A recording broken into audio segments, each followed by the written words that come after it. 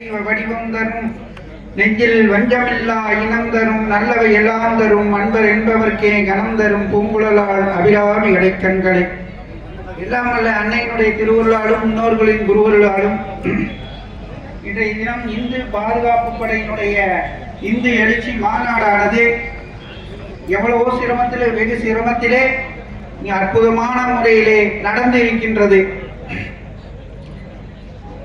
இந்த இந்து அமைப்புகள் அனைத்து மாநிலத்திலே அனைத்திலும் முன்னதாக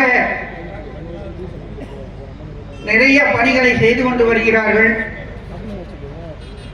தர்மம் காத்தே தீரும் என்ற வகையிலே நம்மளுடைய இந்துக்களான பயணம் சிறப்பான முறையிலே நடந்து கொண்டு வருகிறது.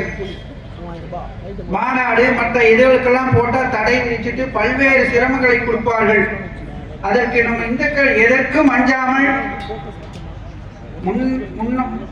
முன்னோர்கள் எப்படியெல்லாம் போராடினார்களோ, ராமகோபால் ஐயா எவ்வளவு ஒரு வீரத்தோடு விவேகத்தோடும் நம்மளை உருவாக்கி இருக்கிறார்களோ, அதே வழியில் எல்லா துறை பெருமக்களும் சரி இந்து அமைப்புகளும் சரி துணிஞ்சு செயல்பட்ட காரணத்தினால்தான் இந்த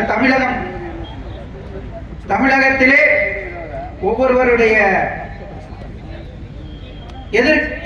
எதிர்வினை செய்கிறவர்கள் எல்லாம் கொஞ்சம் அச்சத்தில் இருக்கின்றார், அச்சத்தில் நடந்து கொண்டிருக்கின்றார்.